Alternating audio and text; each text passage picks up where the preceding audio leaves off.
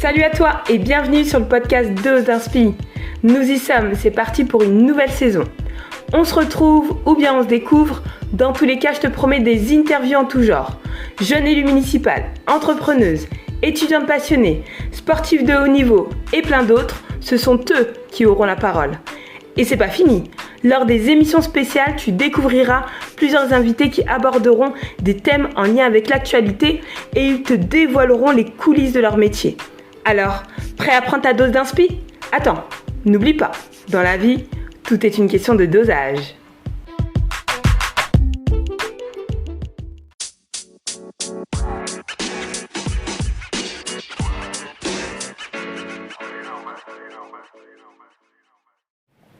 Salut Robert. Bonjour Nadine. Comment vas-tu ? Ça va très bien et toi-même ? Oui, ça va, merci.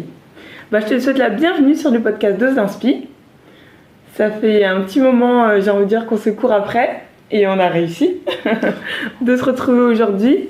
Pour la petite histoire, Robert, je l'ai rencontré à une conférence atelier, on va dire. Tout à fait. C'est ça. On a bien sympathisé à la fin de cet atelier, qui avait pour objectif en tout cas de nous permettre de développer les compétences. Prise de parole en public. Prise de parole en public, c'était ça. Et pour le coup, ça nous a permis en tout cas de rester en contact. Et aujourd'hui, on se rencontre pour qu'il puisse se présenter, qu'il puisse nous parler de lui, de ce qu'il fait dans la vie. Et sans plus attendre, je vais te laisser la parole. Merci Nadine, merci de l'occasion que tu me donnes de me présenter, de me faire connaître à d'autres personnes. Et aussi, merci pour ce que tu fais, pour ton podcast que j'ai découvert avec plaisir à cette occasion et que j'ai pris plaisir à écouter quelques fois. Très bien. Donc, je suis ravi d'en être l'hôte aujourd'hui. Donc, je vais essayer de me livrer, de dire ce que je pense. Voilà, et peut-être, j'espère inspirer quelques personnes. Ah, j'en suis sûre. Voilà. Donc, pour parler de moi-même, je suis donc Robert Blaise Soondoa. J'ai 53 ans, je suis marié, j'ai 2 enfants de 15 et 13 ans, garçons et filles, ils sont charmants. Et je vis dans l'Aisne, à Soissons exactement, dans le 02, depuis quelques années. Je suis originaire du Cameroun, d'où je suis parti il y a plus de 30 ans. Et je vis désormais en France, j'ai la nationalité française, je me sens bien en France, tout se passe bien. Et puis j'ai eu l'occasion de faire diverses choses dans ma vie dont on aura l'occasion de parler sur le plan professionnel, personnel, associatif et autres. Très bien. Et donc aujourd'hui, qu'est-ce que tu fais dans la vie ? Quel poste tu occupes aujourd'hui ? Alors aujourd'hui, je suis un des responsables technologiques dans le cadre de la préparation des Jeux Olympiques et Paralympiques. J'occupe le poste de responsable technologique pour un des sites de ce vaste chantier. D'accord. Et je pourrais en dire quelques mots tout à l'heure à l'occasion. Alors, si on dit responsable technologique, du coup, ça concerne le monde de l'IT. Ça concerne le monde de l'IT au sens large, effectivement. Au sens large, parce que IT, c'est vraiment très très large. Mais effectivement, on est dans l'IT, avec des aspects aussi audiovisuels et autres. Très bien, ok. Et qu'est-ce qui te prédestinait finalement à travailler dans le domaine de l'IT ? Alors, je ne sais pas si j'étais prédestiné à travailler dans ce domaine. En tout cas, j'ai toujours eu une certaine appétence pour tout ce qui était scientifique, depuis le collège, depuis le lycée, où je me suis orienté assez rapidement vers des filières scientifiques. J'ai eu un bac dans cette filière-là à l'époque, il y a quelques années maintenant. Et ensuite, j'ai poursuivi des études toujours dans le domaine scientifique. D'ailleurs, ça s'appelait l'Institut supérieur des sciences et techniques. À l'époque, ça s'appelait comme ça. C'était toujours des choses un peu techniques. Et puis, au fur et à mesure, j'ai convergé vers les télécoms au sens large. Et puis, donc, maintenant, j'ai une vision un peu plus large de ces domaines. Et du coup, aujourd'hui, on parle plus de technologie au sens vraiment large, parce qu'il y a plusieurs domaines sous-jacents. Même si à la base, j'ai une formation plutôt ingénieur télécom, et puis d'autres choses avant dont on pourra parler aussi. Ok. Eh bien, j'ai envie de dire, on va en parler maintenant, parce que j'aimerais bien qu'on fasse un peu machine arrière, qu'on remonte le temps et qu'on revienne un peu sur ton parcours scolaire et également les rencontres inspirantes que tu as pu avoir, parce que je crois qu'il y en a eu. Alors, le parcours scolaire, bon, il est long. Vous savez, chez les Africains, on a tendance à faire de longues études. Ce fut mon cas. Et j'ai commencé, donc j'ai eu mon bac à 18 ans au Cameroun, à la suite de quoi j'ai eu l'opportunité de bénéficier d'une bourse de l'État camerounais pour aller étudier à l'étranger. Donc c'est à cette occasion que je suis arrivé en France. Ensuite, j'ai débarqué dans l'Aisne, déjà. À cette époque-là, j'en suis reparti, je suis revenu bien plus tard. Et dans l'Aisne, j'ai fait un DUG, c'était un diplôme de sciences et techniques, Bac plus 2. DUG, Bac plus 2, hein, voilà, c'est ça, Bac plus 2, plutôt maths, physique, informatique, ces choses-là. Ensuite, j'ai poursuivi dans une maîtrise de sciences et techniques, dans les domaines de la mécanique, informatique, physique, enfin les choses de cette nature. J'ai poursuivi ensuite à Toulouse, où j'ai été faire un bac plus 5, donc ça s'appelait le DEA, diplôme d'études approfondies, qui était une phase de préparation à une thèse de doctorat, que j'ai d'ailleurs poursuivi ensuite toujours à Toulouse, à l'université Paul Sabatier. J'ai passé 4 ans à faire des études dans le domaine du génie électrique. D'accord. Je travaillais principalement dans le domaine des matériaux et des matériels pour le génie électrique. Quand on dit matériel, on pense aux câbles d'énergie, on pense aux transformateurs. Et les matériaux, derrière ces matériels, qui supportent ces matériels, c'est notamment tous les isolants. Parce que donc, quand on transporte de l'énergie en haute tension, et même déjà à la maison, il faut éviter que le câble soit dénudé, sinon il y a des soucis, on risque d'être électrocuté. Alors, il faut imaginer que pour transporter de l'énergie à très haute tension, il faut des caractéristiques d'isolation qui soient encore plus poussées. D'accord. Et à l'époque, c'est ce que j'ai passé 4 ans à faire, à travailler. Et j'ai notamment travaillé sur la façon d'améliorer l'isolation dans les câbles qui sont utilisés pour transporter l'énergie de façon souterraine ou sous-marine. Et pour prendre un exemple très concret, en France, la France est connectée à l'Angleterre, voilà, au Royaume-Uni, par un tunnel sous la Manche. Et dans ce tunnel-là, il y a des câbles d'énergie qui transportent l'énergie. Et il se trouve que les deux pays sont interdépendants, c'est-à-dire que quand il y en a un qui a besoin d'énergie supplémentaire alors que l'autre en a en surplus, il se passe l'énergie dans les deux sens. D'accord. Et moi, j'ai notamment travaillé sur qu'est-ce qui se passe au moment précis où on inverse le sens de transfert de l'énergie. Il y a sur le plan physico-chimique, il y a tout un ensemble de réactions qui se passent dans le matériau, et je me suis intéressé à ça pour essayer d'optimiser la vie du câble et donc de son isolant pendant cette phase-là et puis à plus long terme. Et ça, c'est ce sur quoi tu as travaillé pour ta thèse, c'est ça ? Tout à fait. D'accord. Ah, ça a l'air super intéressant. C'est ce genre de choses sur lesquelles j'ai travaillé pendant ma thèse, donc qui a duré 4 ans au laboratoire de génie électrique de l'université de Toulouse. Et donc, quand on fait un doctorat sur ce type de domaine avec des sujets, j'ai envie de dire, techniques, mais oui, pointus, et qui concernent un domaine très particulier, finalement, c'est pour nous amener à occuper quel type de poste ? Parce que moi, quand j'entends doctorat, j'entends forcément recherche. Oui, j'entends recherche, c'est tout. Effectivement, il y a recherche. Il y a enseignement et recherche. Oui, en effet. Il y a beaucoup d'enseignement d'ailleurs. Il y a pas mal de profs d'université justement qui sont issus de doctorats de cette nature-là. Et il y a également la recherche qui peut être universitaire ou industrielle dans les entreprises d'application comme toutes les autres entreprises. Et donc, dans mon cas, je me prédestinais davantage à la recherche industrielle.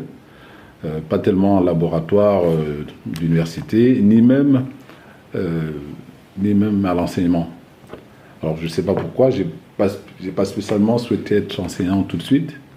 Je m'étais davantage destiné à la recherche industrielle. Et d'ailleurs, dans ce cadre-là, à la suite de ma thèse, j'ai eu pas mal de contacts. J'ai postulé dans pas mal d'entreprises pour justement intervenir dans ce domaine. J'ai eu des contacts intéressants qui m'ont emmené en Angleterre, en France, un peu partout.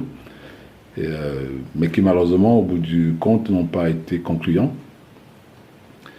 Et c'est ce qui m'a amené, au bout d'un certain temps, de quasi-déception, voire de frustration, à me dire qu'il fallait peut-être changer d'orientation, de partir sur une autre filière qui était peut-être plus porteuse à ce moment-là. Alors, je ne dis pas que ce que j'ai fait n'avait pas de valeur, je ne pense pas. Mais vous savez, il y a toujours il faut toujours qu'il y ait une rencontre entre une offre et puis un besoin, quoi. Voilà. En l'occurrence, je pense que au moment où j'avais cette offre de compétences à offrir, je pense que le besoin dans le domaine du génie électrique, dans ce domaine-là précisément, n'était pas disponible. Oui. Et du coup, j'ai dû changer. Voilà. D'accord. Ok. Donc là, tu te poses un certain nombre de questions.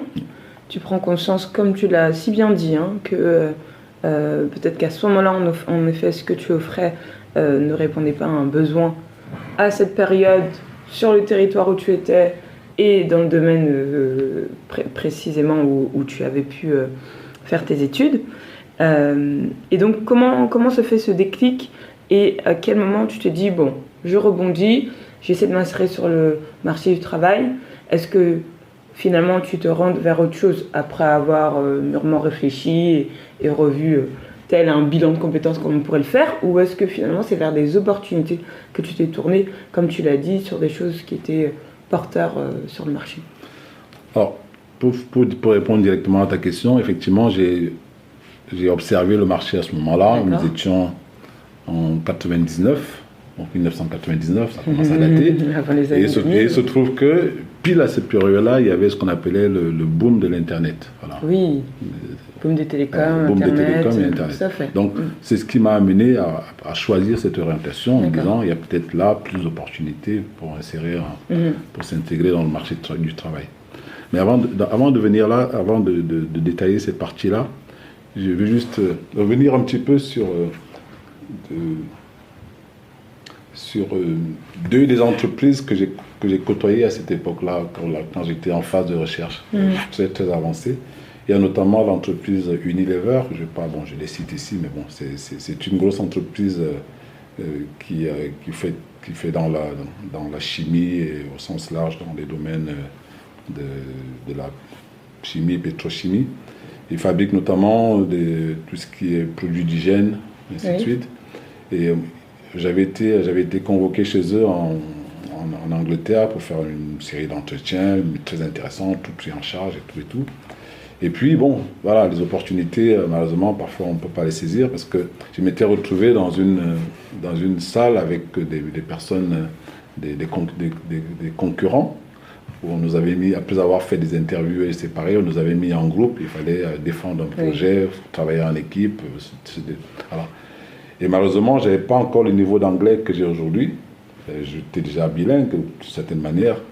J'ai oublié de dire qu'au Cameroun, on parle français et anglais, donc j'avais une culture bilingue, mais je n'étais pas aussi à l'aise que je suis aujourd'hui. Donc, malheureusement, sur cet exercice précis, je n'ai pas pu me démarquer. Voilà. Je pense que c'est un des points qui m'ont desservi, même si je reconnais que j'avais, par exemple, proposé à l'époque. C'est une anecdote qui me revient parce que j'en ai parlé récemment. J'avais proposé à l'époque de travailler sur la façon de réduire la quantité de matière qu'on met dans les emballages de nos produits d'hygiène. Voilà. Ouais, et c'est tellement d'actualité aujourd'hui. Tout le monde a baissé, tout le monde a divisé par je ne sais pas combien. Et moi, j'avais à cette époque-là la compétence technique pour travailler sur ce genre de domaine. Donc voilà, ce genre de choses. Et l'autre exemple que je vais prendre, c'est l'exemple de la société Alstom, qui travaille notamment dans qui fabrique les moteurs des TGV et autres. Donc je faisais des matériaux, mais également de l'électronique de puissance. Et c'est avec eux que j'avais eu le contact le plus abouti. J'avais passé toute une série d'entretiens, 2, 3, peut-être 4. Et puis j'étais en shortlist. J'étais vraiment, j'ai appelé régulièrement. On m'a dit voilà, vous êtes en shortlist. Il ne reste que deux candidats. Voilà. Et donc au final, quand j'ai appelé, ils m'ont dit malheureusement vous n'êtes pas retenu. Et ça a été vraiment la douche froide comme on dit. La douche froide, le moment où d'ailleurs comme par hasard, j'ai retrouvé leur courrier il n'y a pas longtemps. Et ça a été le moment où je me suis dit non, ça suffit. C'est pas que je suis mauvais, mais il se passe quelque chose. Et voilà, avant de commencer à déprimer, rebondir sur autre chose. Voilà. Tout à fait. Oui. Donc c'est exactement le mindset, l'état d'esprit dans lequel je me suis retrouvé. Et c'est ce qui a fait que tout de suite, j'ai commencé à chercher des formations. Et j'ai pris contact notamment avec l'école des télécoms de Brest qui m'a accepté tout de suite. J'ai été faire un entretien, j'ai passé tout de suite. Et tout ce que je raconte là, ça a été très, très rapide parce que j'ai pris cette décision quasiment au mois d'août, on va dire, au mi-août. J'ai passé les entretiens fin août et mi-septembre, j'étais à l'école. Ah oui, d'accord, ok. Ça s'est passé en un mois, j'ai tout arrêté et j'ai complètement basculé. Je suis retourné à l'école, voilà. J'ai passé une année d'extrême intensité parce que quand on arrivait en troisième année, on arrivait en tant que élève de master, comme j'appelais à l'époque, master avec TE accent grave RE. C'est pas le master d'aujourd'hui. Voilà. Et on arrivait pendant 2 semaines, ils nous faisaient une mise à niveau parce que voilà, on avait quand même des bases techniques, on n'était pas spécialiste encore télécom, donc mise à niveau des télécoms. Et puis au bout de 2 semaines, il y a des élèves de dernière année d'école d'ingénieurs qui arrivaient et on nous mettait ensemble. D'accord. Ah oui. Pour travailler ensemble sans aucune distinction par la suite. On travaillait sur les mêmes projets, sur les mêmes modules en groupe, et ainsi de suite. Donc ça a été une phase d'énorme intensité pour s'adapter à ce nouveau domaine, pour apprendre, pour se projeter. Mais ça a été extrêmement bénéfique parce que en quelques mois seulement, c'est-à-dire que j'ai démarré cette formation en septembre et en octobre, l'année suivante, j'avais pléthore d'offres d'emploi en France, en Suisse, en Belgique, partout. Voilà. Oui, et tu l'as si bien dit, parce que finalement, moi, ce que je retiens de ce que tu nous expliques là, Robert, c'est que tu as utilisé tes compétences transversales pour non pas aller t'enfermer dans un secteur qui était le tien, ton secteur de prédiction, mais, comme tu l'as dit, rebondir et aller vers des secteurs où, dans tous les cas, tu peux offrir tes compétences et tu peux y apprendre plein de choses, et tu peux justement, travailler et t'épanouir sans forcément aller en effet t'enfermer dans quelque chose, t'appuyer sur ton sort parce que tu l'aurais pu et tu l'as toi-même dit. Non, avant de déprimer, rebondis parce que sinon ça va être plus dur, j'imagine, de remonter la pente et d'en ressortir un peu plus grandi. Et là, je vois très bien effectivement quel mindset tu avais à l'époque et ça t'a sauvé. Ça m'a sauvé parce que comme je le dis si bien, moi, une année, quasiment 12 mois se sont écoulés et en 12 mois, j'étais totalement opérationnel dans le nouveau domaine des télécoms au point d'avoir l'embarras du choix pour des offres d'emploi. Voilà. Oui. J'ai choisi celle qui me convenait le mieux. Juste au bout de 12 mois, c'est vrai que c'était 12 mois intenses dans une école d'excellence, il faut dire les choses comme elles sont, mais ça m'a permis tout de suite de rebondir. Très bien, très bien, super. Tu as fait des rencontres au cours de ces fameux 12 mois, ou en tout cas ce moment de transition où après tu as pu t'insérer dans le marché du travail. Quand je dis rencontres, c'est des rencontres qui auraient pu te marquer, ou c'est peut-être après Alors j'ai fait plein de rencontres dans mon parcours scolaire, on pourra en parler, mais puisqu'on est sur cet exemple, sur cet épisode précis, il faut que je rende hommage à quelqu'un qui m'a vraiment soutenu et qui m'a aidé beaucoup. C'est mon épouse actuelle, parce qu'elle a vécu tout ça avec moi, toute cette phase-là. On était déjà fiancés à l'époque. On a vécu toute cette phase ensemble. Elle a été très présente et d'un grand support pour m'aider à faire ce parcours. et même m'aider financièrement à supporter le coût de la formation, parce que il y avait un coût associé à la formation, que ce soit pour l'inscription, mais également pour les séjours sur place. Donc, ça a été une grosse aide, et je dois reconnaître que voilà, ça a été déterminant. Super. Voilà. J'imagine qu'elle va apprécier la dédicace. J'espère. Je n'en doute pas. Ceci dit, bon, j'ai eu d'autres rencontres inspirantes dans mon parcours. Je me souviens notamment de notre proviseur au lycée. C'est une dame, j'espère qu'elle est encore en forme aujourd'hui, Madame Belé Wangé, au lycée de Newbel à Douala, un des lycées de la ville de Douala. Et c'était une dame qu'on appelait la Dame de Fer. Elle avait une telle autorité que je me souviens que même pendant les périodes où on était censé être en récréation, comme on appelle ça, donc on avait le droit d'être à l'extérieur.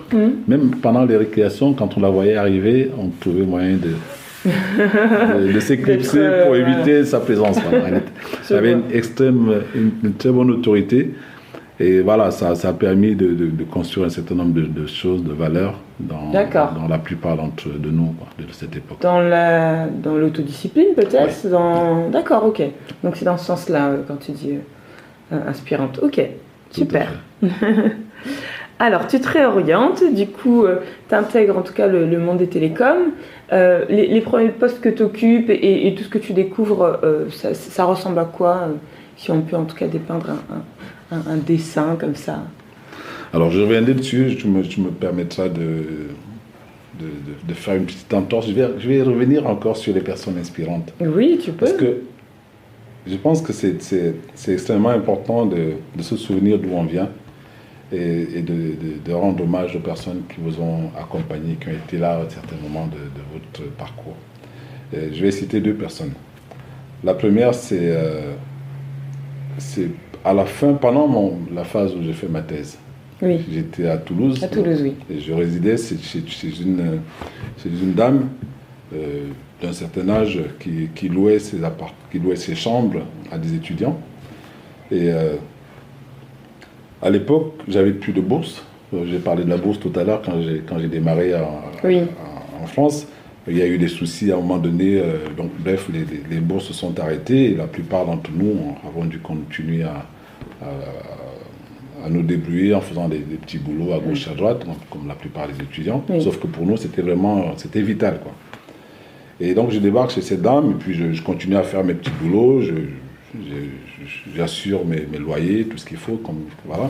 Sauf qu'au moment de la thèse, au moment de terminer la thèse, c'est-à-dire la phase finale où il faut rédiger, voilà, présenter la thèse, temps, énormément, j'avais plus le temps. Je pouvais plus, je n'avais plus le temps matériel de courir à gauche à droite pour faire les ménages, les soutiens scolaires, enfin, toutes sortes de choses qu'on faisait à l'époque. Et donc la dame, elle a bien vu que j'étais en difficulté, elle m'a appelé, elle m'a dit, vous savez, tu sais quoi, la seule chose que je ne peux pas te donner ici, c'est de l'argent. Considère que tu peux rester chez moi, terminer ton cycle. Voilà. Donc j'ai passé quasiment une année chez cette dame-là, sans payer le moindre loyer. Donc, je lui ai donné ce que je pouvais quand je pouvais, et sans même acheter à manger. Ah oui. Voilà. Ça existe dans ce pays. Ah oui. C'est un soutien qui est assez... Voilà. Bah, c'est une main tendue à un moment où c'était de l'or pour toi. Et donc cette dame-là, je lui ai dédicacé ma thèse. Dans ma thèse, c'est marqué à Madame Taverne, voilà, parce qu'elle a été déterminante au moment de faire aboutir ce projet. Voilà. Trop bien, donc, super.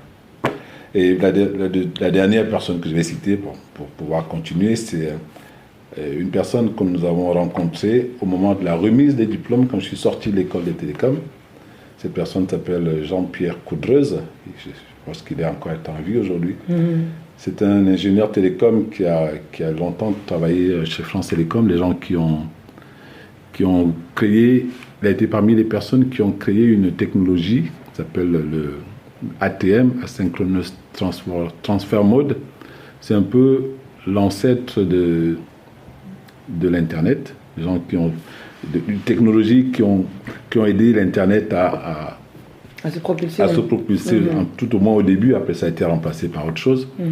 Et cette personne-là, quand elle nous a on l'a rencontré dans les derniers moments de notre préparation et notamment à la remise des diplômes. Elle nous a dit, il ne faut pas avoir une ambition de feuille morte. Voilà. C'est fort, hein, avoir une ambition de feuille morte, c'est aller dans le sens du vent. En fait. Oui. Voilà.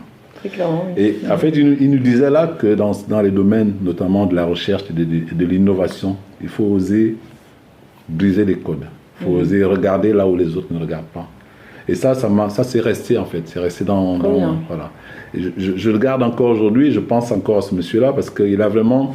C'est une inspiration qu'il m'a donnée. Voilà. Oui, voilà. Je pense qu'il a une vision, il a toujours suivi sa vision. Et c'est pour ça qu'il a été parmi les personnes qui ont inventé quelque chose qui était déterminant. Bon, on n'en parle plus aujourd'hui parce que ça a été remplacé par l'Ethernet. Aujourd'hui, on parle de prise d'Ethernet, câble, voilà. Mais ils ont inventé à l'époque quelque chose d'équivalent qui a fait son chemin et qui a permis d'imaginer la façon de transporter à la fois la voix, les images et puis la vidéo. Quoi. Voilà. Tout à fait. De toute manière, toutes les phases, toutes les étapes par lesquelles on passe pour tout ce qui va concerner les inventions technologiques, elles sont nécessaires. Parce que peut-être que sans lui avant, il n'y aurait pas pu...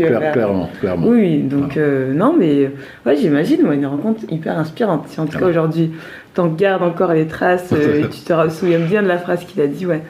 Donc voilà, je suis désolé, je vais revenir sur le. Ah non, sois pas désolé. La question suivante, mais bon, effectivement, on est sur le podcast. J'avais envie de parler de ces personnes qui ont été inspirantes et qui ont été déterminantes. C'est très bien, Robert. On est sur le podcast Dose d'Inspi, donc j'ai envie de dire, tu peux en dire encore plein.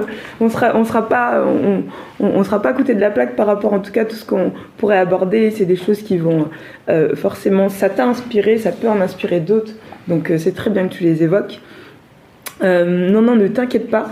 Ce qu'on se disait, c'est oui, par rapport à cette période-là où du coup tu as été diplômé, tu as pu t'insérer sur le marché du travail dans ce secteur-là, c'est de savoir voilà, comment s'est fait ensuite ton petit bout de chemin, sans forcément aller dans le détail, mais de comprendre après comment tu as évolué professionnellement. Alors, à la suite de ce diplôme, comme je disais, j'ai pu avoir du travail tout de suite. Donc, j'ai commencé à travailler pour Alcatel à l'époque, en Bretagne, à Lannion. Et je suis intervenu comme formateur parce qu'Alcatel, c'était principalement une entreprise qui fournissait des équipements pour les opérateurs télécoms. D'accord. Voilà, pour permettre aux opérateurs de déployer leur réseau, ainsi de suite, à travers le monde. Donc, tout de suite, j'ai été embauché dans cette entreprise. Et j'ai travaillé notamment pour le centre de formation d'Alcatel, où je partais former des gens, des opérateurs télécoms à travers le monde. J'ai pris plaisir à voyager à travers le monde, justement pour apporter ces différentes technologies un peu partout, en Afrique, en Asie, dans les Caraïbes, ainsi de suite. Et j'ai poursuivi avec Alcatel plusieurs années. Je suis passé dans la partie qui s'occupait de la téléphonie d'entreprise. D'accord. Voilà. Et ensuite, je suis passé dans une autre phase où j'ai notamment participé à la phase, j'ai vécu la phase de transfert d'activité de la France vers différents pays, notamment la Chine et l'Inde. Parce que, bon, aujourd'hui, on est dans une... Bon, faut faire le point avec ce qui se passe aujourd'hui. Aujourd'hui, on est dans la phase où on voit les entreprises revenir, relocaliser les activités. Dans les années 2000, 2005, 2008, on était plus dans la phase où... Voilà, délocalisation. Et donc, moi, j'ai participé très concrètement à des projets où il fallait transférer des activités en Inde ou en Chine, en allant sur place pour aider les industriels chinois à prendre en compte le savoir-faire que nous leur transmettions pour qu'ils puissent ensuite fabriquer à la place des industries françaises. C'était là du temps à l'époque, voilà, mais bon. Donc un environnement très multiculturel, finalement. Oui, extrêmement multiculturel. J'ai toujours baigné dedans, en fait. J'ai toujours baigné dans l'environnement multiculturel, que ce soit par mes collègues, mais également les rencontres, les clients que j'avais. Très multiculturel, en effet. Donc j'ai poursuivi dans tous ces métiers-là. Je suis devenu un expert dans les réseaux, réseaux télécom, réseaux IP, ce qu'on appelle les réseaux IP. une référence même à l'époque, il y a quelques années, notamment au niveau de la France, parce que j'ai participé avec d'autres au lancement de la 4G, notamment chez Bouygues Télécom, quelques années plus tard. C'était en 2013 de mémoire, 1er octobre 2013. Ce sont des dates qu'on n'oublie pas, voilà, parce que ça marque. Donc je suis resté dedans. Après, un peu plus tard, je me suis intéressé à... J'ai vu venir la vague du numérique, de la digitalisation, de l'ubérisation, enfin tous ces termes-là qu'on a entendus par la suite. Et donc je me suis intéressé à cette tendance. Et en parallèle de mon métier de consultant télécom chez Bouygues Télécom, j'ai commencé à faire une formation d'exécutive MBA qui justement formait les futurs leaders dans ce domaine-là. Ça s'appelait Leading Innovation in a Digital World, voilà, à l'Institut Mines Télécom. C'était à la demande de ton employeur ou c'est toi qui t'es orienté vers ça? C'était de ma propre initiative, parce que ce que je n'ai pas dit, c'est que ça correspondait à une période où je venais de passer freelance. J'étais devenu mon propre, entre guillemets, employeur. J'étais président, directeur général de ma petite société, j'étais tout seul. Voilà. Et donc ça m'a permis de prendre la latitude d'envisager ce genre de formation, de ce genre de parcours. Et donc j'étais en formation une semaine par mois sur 2 ans. Voilà. Une phase où j'ai pris plaisir à découvrir tous ces domaines-là. Je parlais tout à l'heure d'ubérisation, enfin, toute la mouvance autour des startups. J'ai eu l'occasion de faire des voyages d'études, justement, par exemple en Silicon Valley, en Inde, encore une fois, en Finlande. Super. Voilà. D'ailleurs, sur mon Facebook, ou plutôt sur mon LinkedIn, j'ai toujours le profil avec le pouce de Facebook, comme ça, voilà. Bon, c'était un petit clin d'œil, mais au-delà de l'aspect un peu carte postale, il y avait vraiment un gros apport en termes d'apprentissage à l'innovation. Et c'est impressionnant parce qu'on voit bien l'impact que tout ça a aujourd'hui. Moi, je te parle de ça, moi j'ai démarré ma formation en 2014. Voilà, j'ai terminé en 2016. Donc aujourd'hui, on est 10 ans, 8 ans plus tard. Donc c'est aujourd'hui qu'on voit l'impact. J'entendais encore hier parler de la dématérialisation du permis de conduire. Donc chacun d'entre nous est en train de voir dans sa vie quotidienne l'impact de tous ces changements. Le fait qu'on puisse très facilement commander un taxi, recevoir sans bouger de chez soi la livraison de sa pizza, enfin, tout ça c'était des choses comme Doctolib, enfin, tous ces gens-là qui permettent de faciliter la vie aujourd'hui. On en était qu'à des prémices à cette époque-là, voilà. Et donc j'ai pris plaisir à participer à ce mouvement-là. Je m'y suis essayé moi-même. J'ai essayé de faire des choses dans ce domaine-là qui n'ont pas très bien réussi. J'ai notamment imaginé une façon de faciliter l'apprentissage par le numérique dans les écoles primaires, notamment dans les zones rurales en Afrique, et notamment au Cameroun.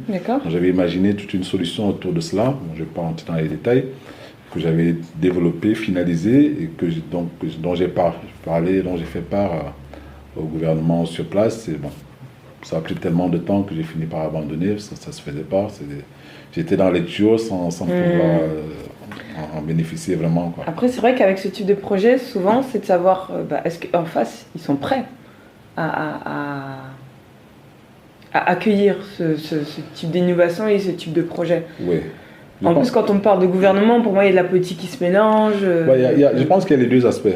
Tu as raison, il y a certainement l'aspect politique, entre guillemets, des influences et des lobbies, tout ça, c'est clair. Mais il y a aussi le fait, est-ce qu'ils étaient vraiment prêts? Voilà, parce que, pour tout te dire, c'est aujourd'hui que j'entends parler, c'est-à-dire en 2023-2024, qu'aujourd'hui, dans un pays comme le Cameroun ou d'autres, hein, où on parle vraiment de comment ils appellent ça, de transformation digitale. Voilà. D'accord. C'est le terme précis qui est dédié à ce domaine-là. Moi, je parlais de ça il y a 8 ans. Donc forcément, il y avait un avant-gardiste, en fait. Il y a un petit décalage qui fait que je peux comprendre que les gens, à l'époque, n'aient pas perçu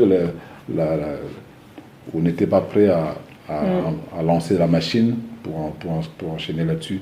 Mais pour autant, j'ai quand même tiré une certaine satisfaction parce que malgré tout, j'ai pu, par exemple, participer à des forums, à des colloques, notamment au Cameroun, où j'ai aidé des jeunes à comprendre les concepts de la notion de start-up, d'incubation, des notions d'entrepreneuriat. Donc, j'ai quand même pu transmettre des choses autour de ça. Oui, c'est vachement même important. Si pour moi-même, ça n'a pas été aussi bénéfique que je l'aurais souhaité à l'époque. D'accord. Mais encore une fois, j'ai la preuve pour l'avoir vécu que tout ce qu'on apprend finit par vous servir. Voilà. Tout à fait. Tôt ou tard. Tôt ou tard. En effet, trop bien. Super Robert, tu nous avais bien fait remonter le temps en tout cas et ça a permis de comprendre ton parcours et les chemins que tu as pu parcourir. Comme j'aime si bien le dire, il n'y a pas qu'un seul chemin dans la vie, il y a divers chemins qu'on emprunte, des fois un peu boueux, des fois un peu sinueux, des fois un peu tranquille, mais en tout cas l'important c'est de garder le cap et de poursuivre tout ça.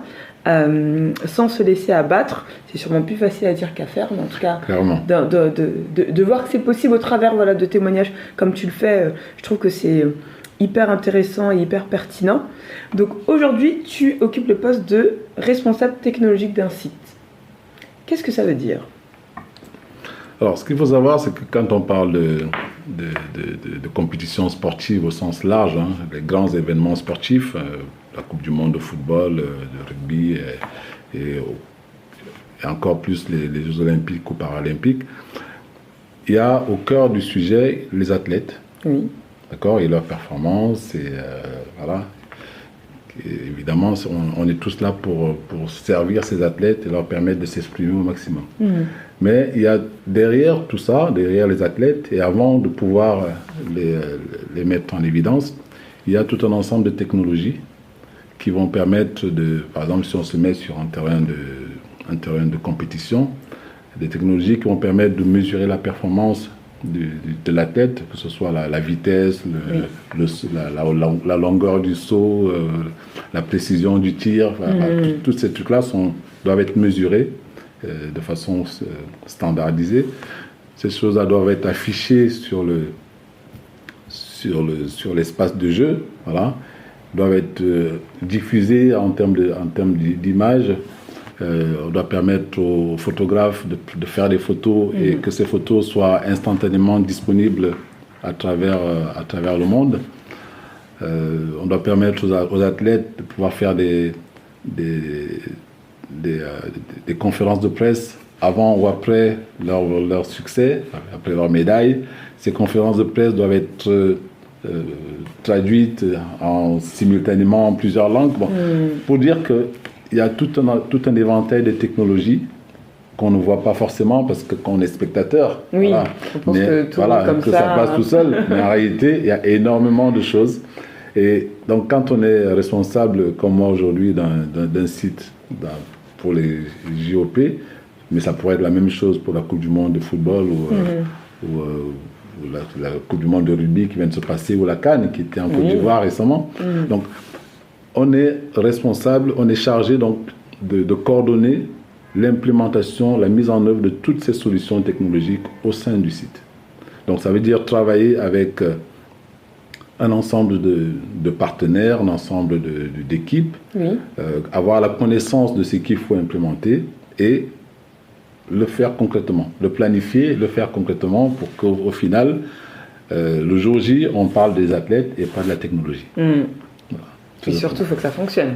C'est pour ça qu'on parle des athlètes. Voilà. Parce que si ça ne fonctionne pas, on parle de la technologie. On parlera de vous. Voilà. Si ça ne fonctionne pas, on va dire, attention, il y a tel ou tel truc qui ne marche pas. Bref. Voilà. L'idée, c'est vraiment que le jour J, tout se passe bien. Voilà. La compétition se passe bien, on a les résultats qui sont affichés, les images sont diffusées en direct dans le monde entier, les photos, pareil. Et puis au final, quand l'athlète vient prendre sa récompense,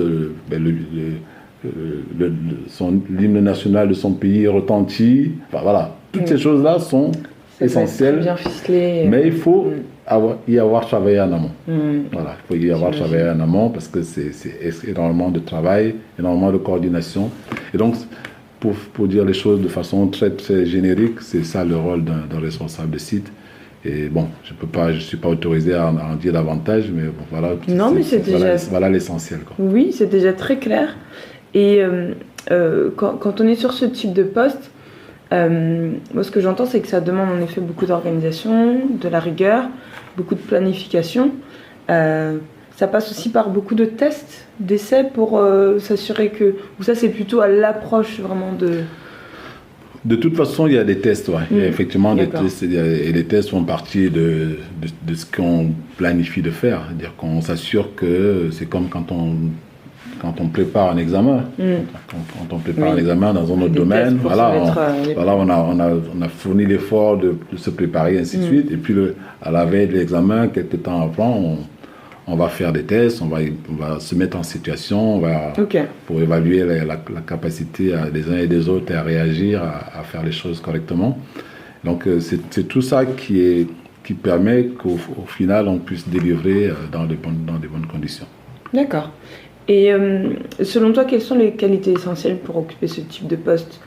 Au-delà d'avoir cette position de responsable, j'aimerais savoir, dans ce secteur-là, on a besoin de maîtriser quoi, quelles sont les qualités essentielles pour occuper déjà il faut un certain recul, parce que tu auras noté que depuis tout à l'heure je parle de technologie, c'est-à-dire que j'ai quitté temporairement chaque domaine spécifique.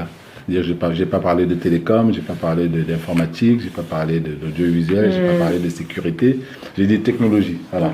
Donc ça veut dire qu'il faut avoir un certain recul, il faut avoir la capacité d'être un peu transverse. Ça ne veut pas dire être expert dans tous ces domaines, mais avoir la capacité de comprendre de façon transversale les enjeux qui sont sous-jacents à tous ces domaines. Et puis, il faut évidemment avoir également la capacité de travailler avec des partenaires qui sont dans tous ces domaines, travailler avec des équipes multidisciplinaires, et puis des qualités purement de management d'équipe, en termes de qualité managériale, qui font qu'on inspire la confiance au sein des équipes, on inspire la confiance aux équipes, et puis surtout on permet à chacun d'exprimer son potentiel, voilà, en sachant qu'on a un but ultime qui est commun et qui est exaltant pour tout le monde. Donc c'est un peu tout ça qu'il faut réussir à mettre en musique, une espèce d'alchimie. Tel un chef d'orchestre. Voilà, tel un chef d'orchestre, c'est exactement ça, tout en sachant qu'il y a d'énormes contraintes. Voilà, il y a d'énormes contraintes. Il n'est pas question que l'événement X, Y, Z, événement sportif, soit décalé d'un jour ou deux, parce que voilà. Donc de toute façon, il faut que ça se fasse en temps et en heure. Donc il faut tout mettre en œuvre pour que ça soit fait et que ce soit fait de la meilleure façon possible. Ok, très bien. C'est très clair. Qu'est-ce qui te plaît sur ton métier, Robert ? C'est justement cette diversité de situations, cette occasion que j'ai encore aujourd'hui comme hier d'être dans un environnement multiculturel, à travailler avec énormément de personnes. Et d'ailleurs, dont je n'ai pas cité toutes les expériences que j'ai faites. Il y en a une que j'ai faite avant de venir sur ce métier que je fais aujourd'hui. J'ai travaillé pour une entreprise parisienne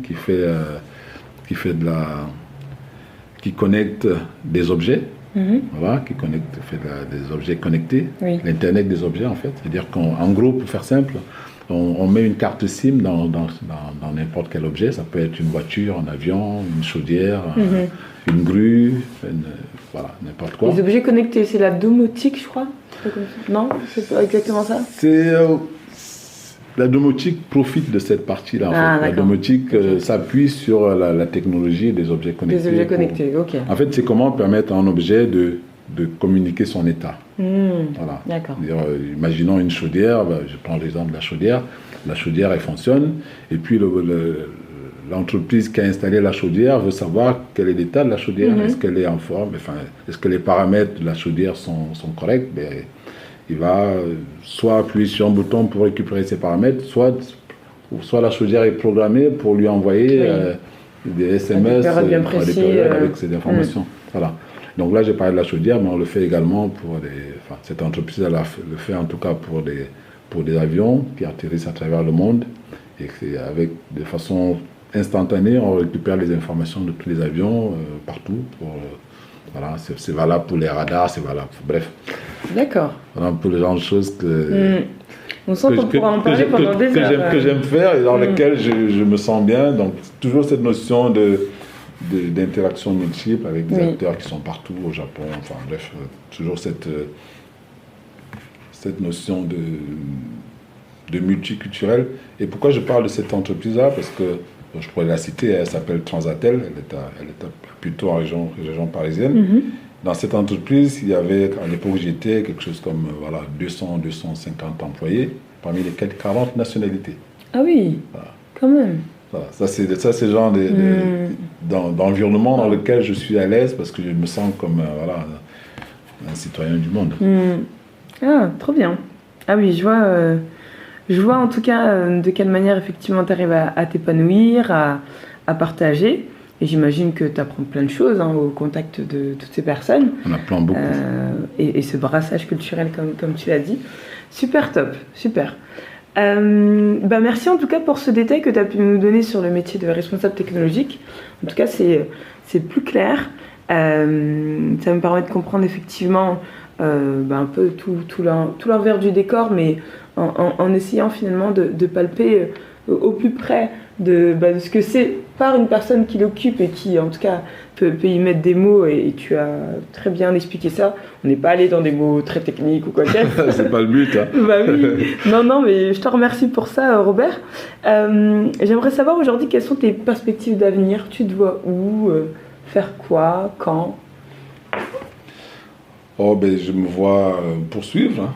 J'ai encore de l'énergie, donc je me vois poursuivre dans cette trajectoire, peut-être dans l'événement sportif, l'événementiel sportif ou dans une autre entreprise quelconque, mais toujours avec ce même désir de partager de façon transversale des technologies innovantes, et avec un public, des partenaires, des collègues, des collaborateurs qui sont en multiculturel.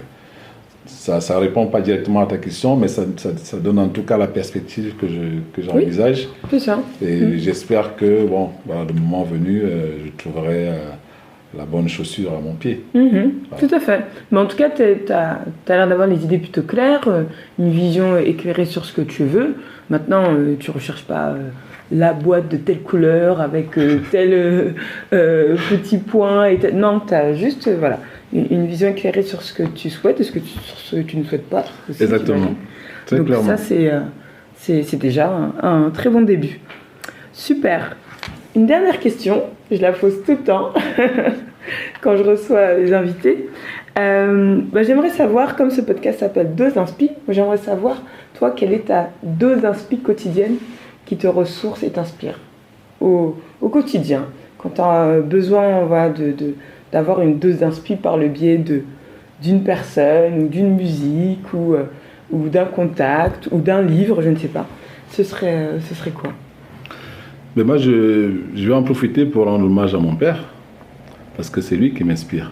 Super. C'est mon père qui m'inspire. Père à son âme, il n'est plus là, mais mon père me disait 3 choses. Il me disait, il faut avoir la crainte de l'Éternel.